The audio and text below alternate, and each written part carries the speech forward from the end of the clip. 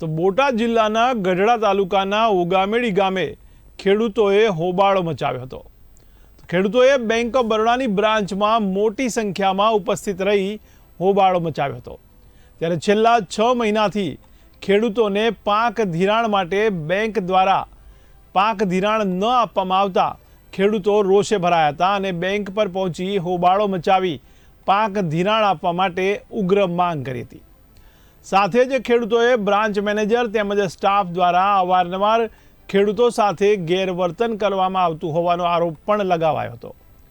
ત્યારે ખેડૂતોએ 7 દિવસમાં જો પાક ધિરાણ આપવામાં નહીં આવે તો ઉપવાસ પર બેસવાની ચીમકી પણ ઉચ્ચારી હતી।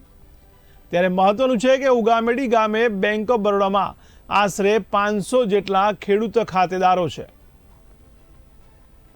ઉગામેડી ખાતે 150 જેટલા આજુબાજુના ગામના ઉગામેડી ગામના બધા થઈને 150 જેટલા ખેડૂતો સાથે રજૂઆત કરવા માટે આવ્યા છીએ। એટલા માટે કે એમના મેનેજર અને એમના સ્ટાફનું એક તો વર્તન સારું નથી, બીજું કે માર્ચ મહિનામાં જે ખેડૂતોએ પાક ધિરાણના પૈસા જે ભર્યા છે એ આજ દિવસ સુધી મળ્યા નથી। બધા જ ખેડૂતોની એવી ફરિયાદ છે કે એક તો TCR જે કરાવવામાં આવે છે, ટાઇટલ ક્લિયર સર્ટિફિકેટ જે કરાવવામાં આવે છે એ જિલ્લા કક્ષાએ થાય છે, જે તાલુકા કક્ષાએ થવું પડે। તડકાના ખેડૂતો બોટાદ જિલ્લા સુધી ધક્કો ખાય છે। 1.5 મહિને એમને TCR મળે છે, ત્યાર પછી અહીંયા ફાઇલ જ્યારે આપે ત્યાર પછી પણ આજ દિવસ સુધી એટલે કે 2 મહિના પછી પણ થઈ ગયા છે, ખેડૂતોને પૈસા મળ્યા નથી।